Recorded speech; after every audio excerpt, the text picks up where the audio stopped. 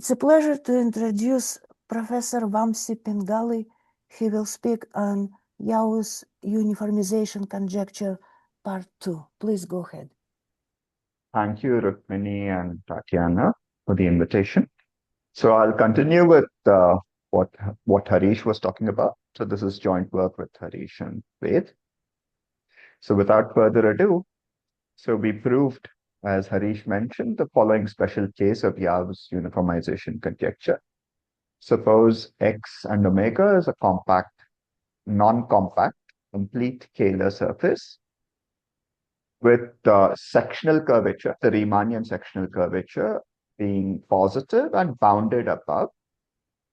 Then we proved that the integral of the Ricci form squared is finite and X is biholomorphic to C2. Okay. So the integral of the Ricci form squared is finite was a surprising thing. We are not imposing anything about the curvature at infinity other than it being bounded. Yeah. So I must clarify that Chen and Zhu proved that under these sorts of assumptions for a Kähler surface, if the sectional curvature is positive and bounded above, and if the Ricci form squared has finite integral, then X is biholomorphic to C2.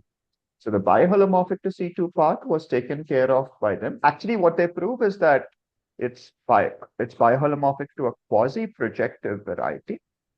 And C.P. Ramanujan's result, as Harish mentioned, further proves it's biholomorphic to C2. Okay. So in other words, our only contribution in this theorem is to prove that the Ricci square integral is finite. Yeah. Now, it's not, so this Ricci square integral is finite is not an arbitrary condition that has not been studied earlier.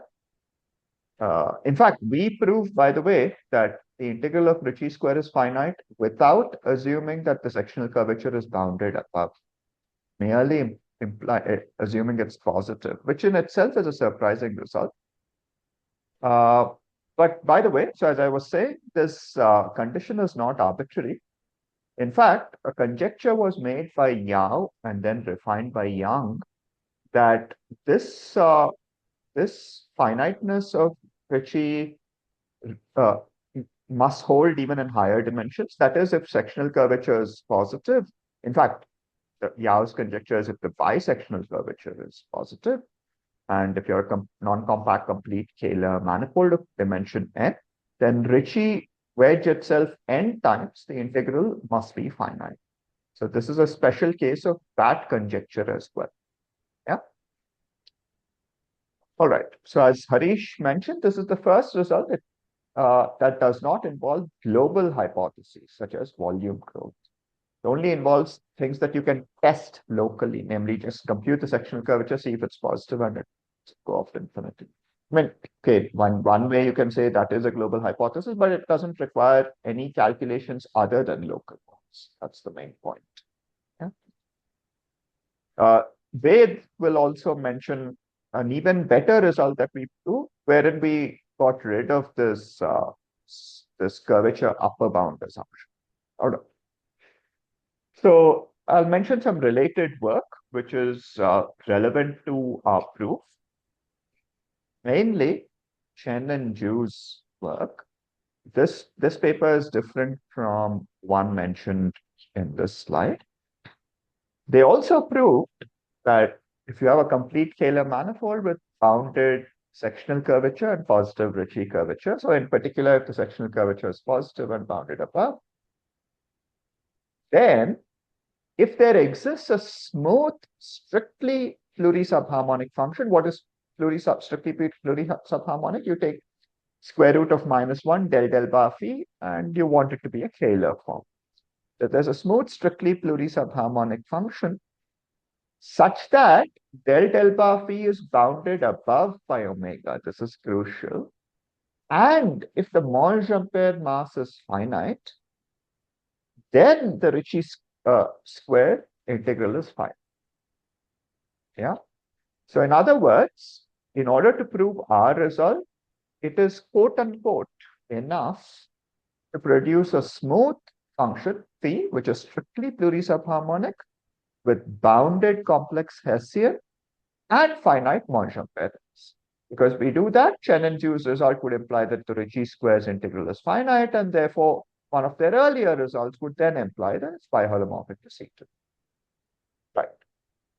The trouble is, how do you produce such a function, right? Unfortunately, the best we can do right now is to produce not a smooth function, but firstly a Lipschitz function, which is globally Lipschitz, meaning that the Lipschitz constant is uniform. It has finite Monge-Ampere mass. That's the best we can do so far. And it's PSH, plurisubharmonic. The trouble is, we cannot guarantee that the complex Hessian is bounded above uniformly. If we were able to guarantee that, then our technique would have in fact proven that not only would the complex Hessian be bounded uniformly, but also this phi would have been smooth. And therefore, we could have directly applied Chen-Zhu's result. Okay, so it's not automatic. Even with this result that I mentioned in the slide, we have to do a lot more work. Okay, so in other words, we have to go over the proof of Chen and Zhu and be very careful about it. So as Harish mentioned, there are various places where the dimension being 2 plays a role. One of them is in this result of Chen-Zhu, where if the integral of Ricci square is finite and it's biholomorphic to C2. Actually, what they prove is that if the integral of Ricci square is finite, then X is actually is a quasi-projective surface. And then C.P. Ramanujan's result, which only works in 2 dimensions, proves it's C2. This is one place where we use the dimension being 2. Another place where we use the dimension being 2 is this, that, as I said, at best we can produce this rather weak sort of a function. So we have to reprove Chen and Zhu under these weak hypotheses. And as of now, we can do this only for 2 dimensions. Okay. All right.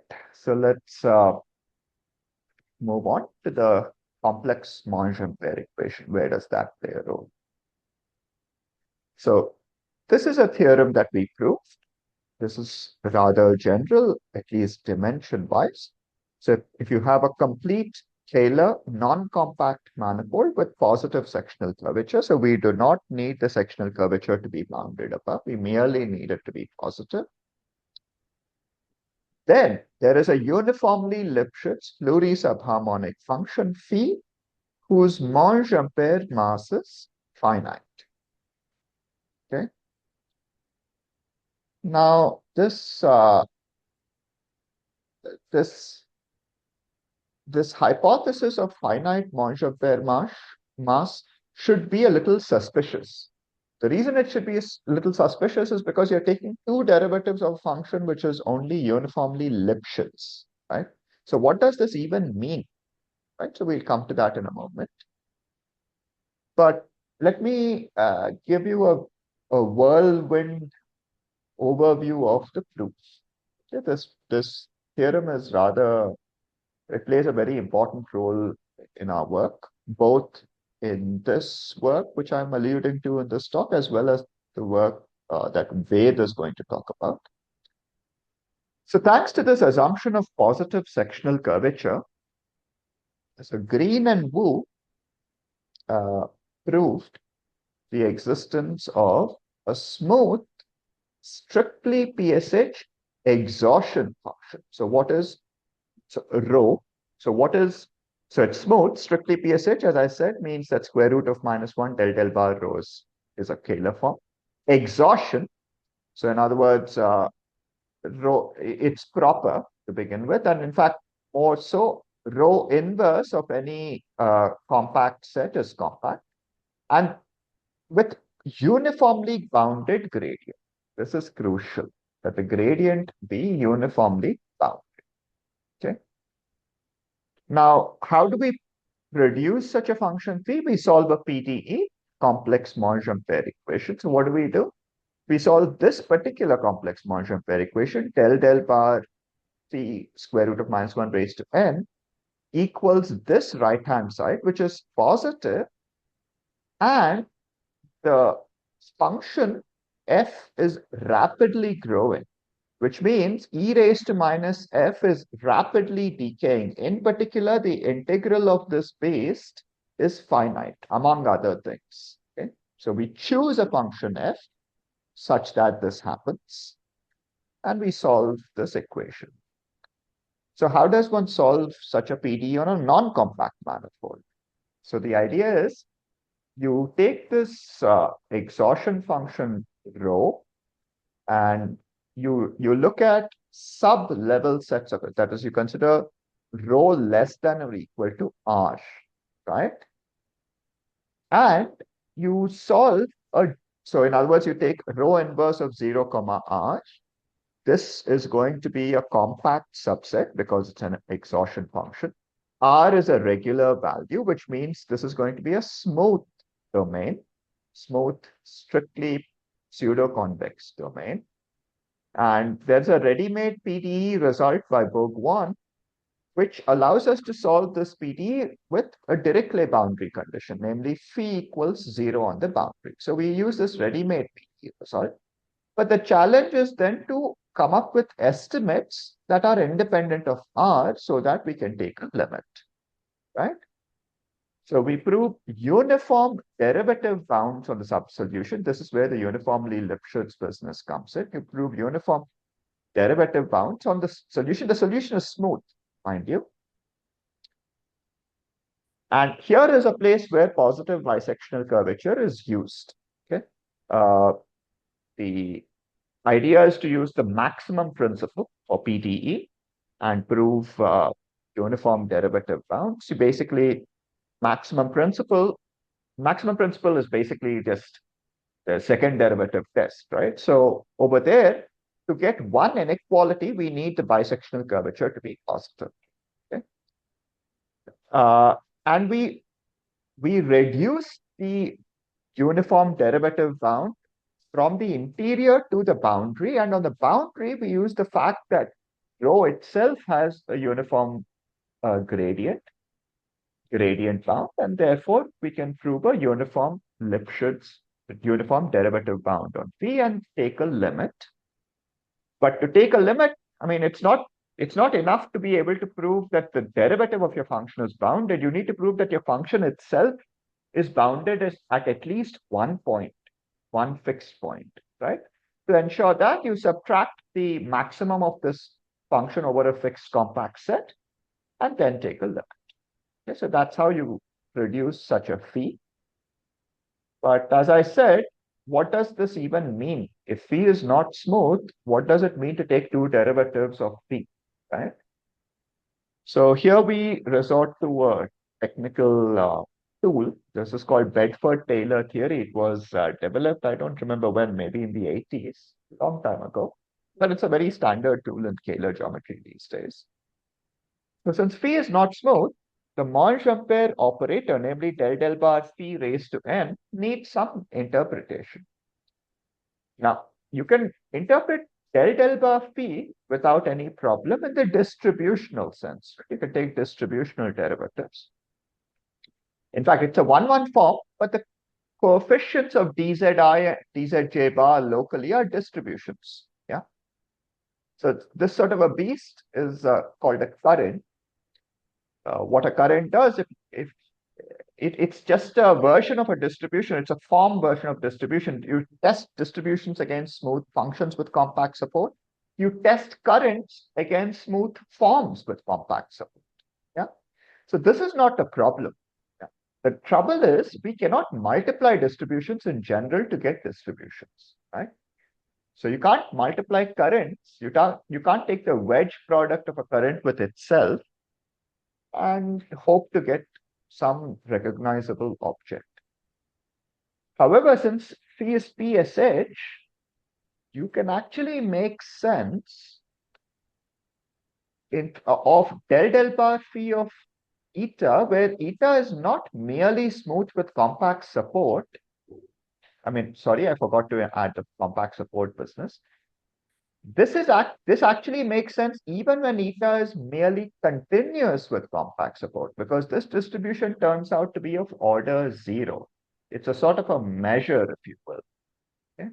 So this is not obvious. This is a version of, if you will, the big Riesz representation theorem. A positive linear functional leads to a measure, yeah, in functional analysis and measure theory. So how does one define this wedge product? Well, you take the del bar outside and you inductively define it like this. Okay, so suppose it's del bar phi square, right? So it'll be del bar of phi times del bar phi.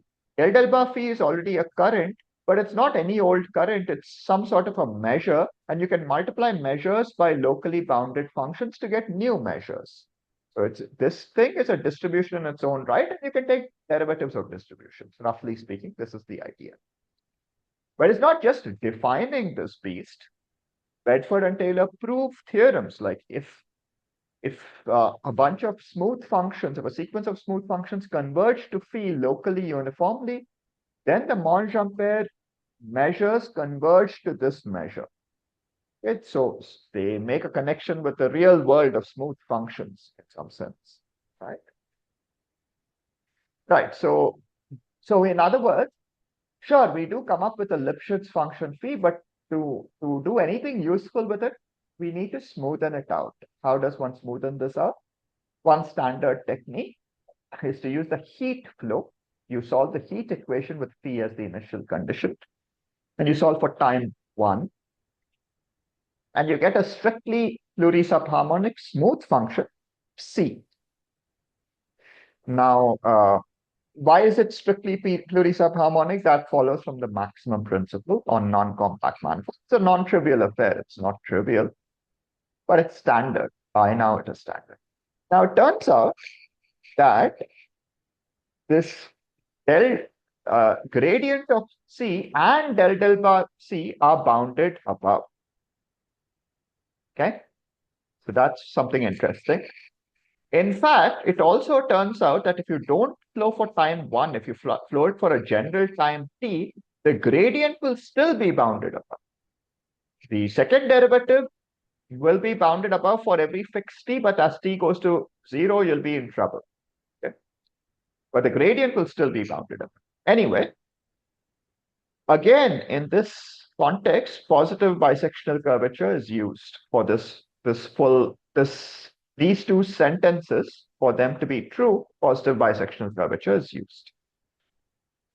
Now, finiteness of the Monge-Ampere mass may be lost.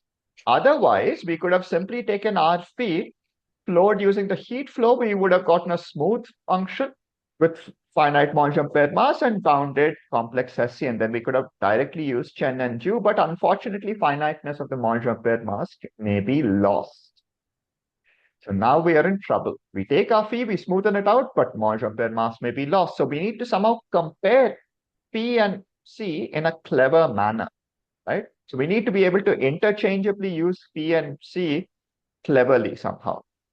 And for this purpose, we proved a comparison lemma. Well, actually not us. And here I must say that interestingly enough, ChatGPT 5 in the thinking mode was used to prove this lemma.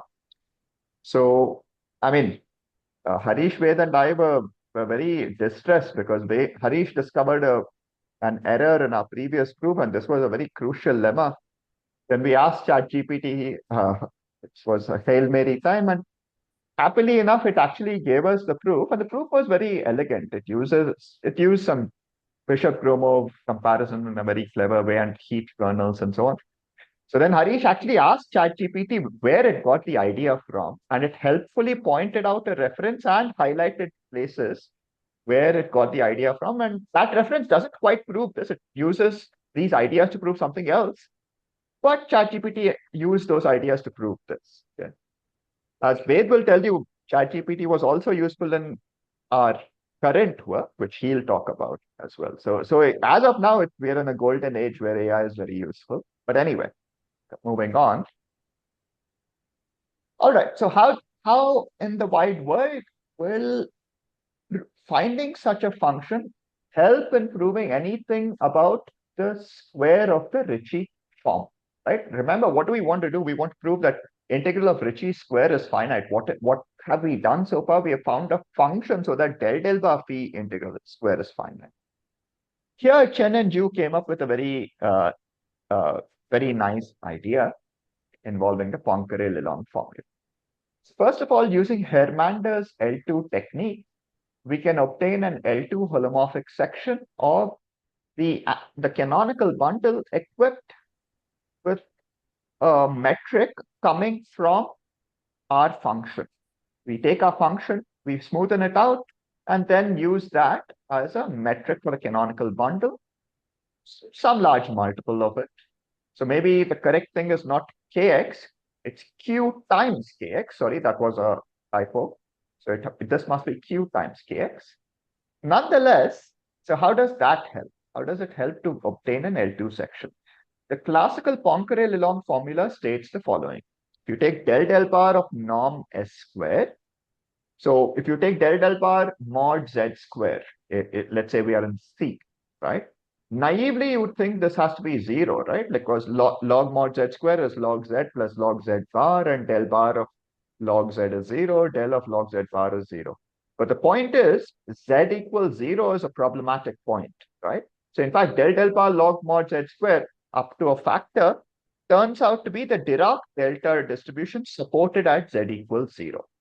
The higher dimensional version of this observation is the Poincare-Lelong formula, which is del bar log norm s square is the current of integration on the hypersurface s equals 0 plus a curvature term plus Ricci times norm s square minus norm s square times del bar c.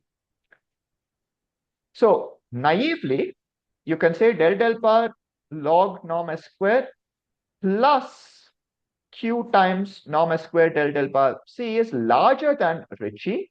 So if you square on both sides and you integrate, you can say that the integral of Ricci square is less than this based, where this form is given by this expression. This is the connection between a function with finite Monge-Ampere mass and the Ricci square. It's the Poincare-Lelong formula. But the trouble is this naive calculation doesn't quite work for various reasons. First of all, you can't happily just multiply currents. This is a current, right? I just said that this is larger than or equal to this base. But when I multiply, I'll be multiplying this current with itself, which is not allowed. You can't multiply distributions with themselves in general. That's one point. The other problem is if you take zeta square and you square this, you expand out the square, you'll get integral of something times del bar c square, but the Monge-Ampere mass of del bar c is not necessarily finite. So we'll be in trouble, right? So the correct thing to do is to not use c, but to use phi.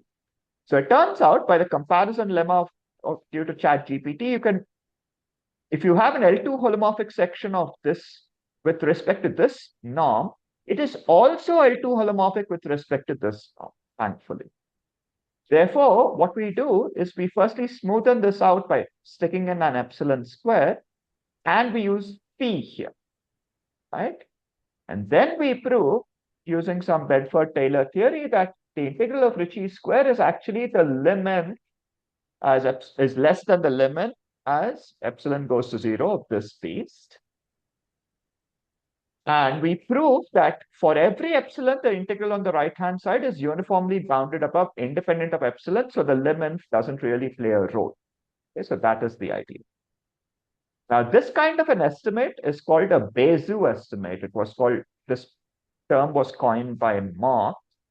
Why is it called a Bézout estimate? Well, what is the Bézout theorem? It says that if you take two varieties and when they intersect, the number of points of intersection is roughly like a product of the degrees, roughly like the product of the degrees of these varieties in some sense, right?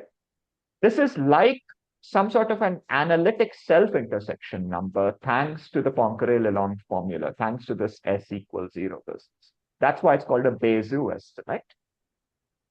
And so how do we prove that this integral is bounded above? This is the heart of the proof. It's a bit complicated.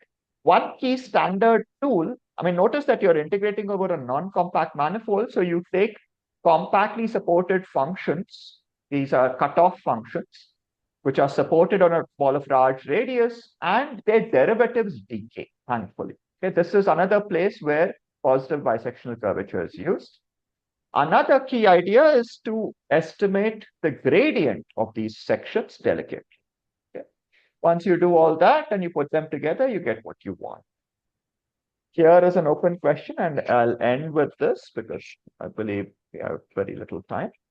So it's interesting to know if you can use clever PDE methods to prove that del bar of phi is bounded above. If it is, then we don't need to go through all this Bedford-Taylor business. But this is not yet known. Okay. All right. So I'll stop here. Thank you for joining.